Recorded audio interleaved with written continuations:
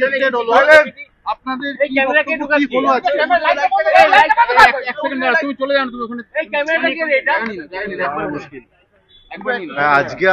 আজকে ওই পিটিশনের অর্ডার দিয়েছে। গতকাল আমরা যেই অ্যাপ্লিকেশনটা করেছিলাম যে আরজি করের টোপোগ্রাফি দেখার জন্য প্লেস অফ অকারেন্স ভিজিটটা, সেটা লার্নেড কোর্ট রিজেক্ট করেছে। ওনার বক্তব্য এই মুহূর্তে সেই জায়গাটা উনি অ্যালাউ করতে পারছেন না যেহেতু ইনভেস্টিগেশন চলছে। কিন্তু এখানে উল্লেখযোগ্য উনি কিছু গ্রাউন্ডস লিখেছেন এবং পুরো যেই সাবমিশন কোর্টের কাছে করা হয়েছে প্রত্যেকে সেইটা উনি নোট ডাউন করেছে।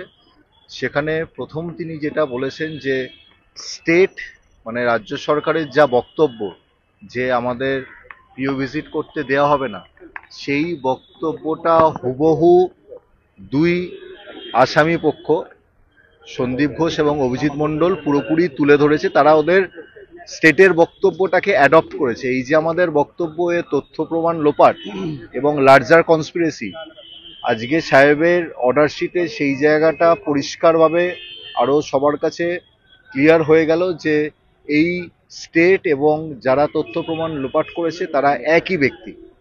এবং আরও একটা জিনিস উনি উল্লেখ করেছেন যে এখানে সিবিআই এর ভূমিকা। সিবিআই এসে গতকাল একটা নো অবজেকশন বলে গেছে।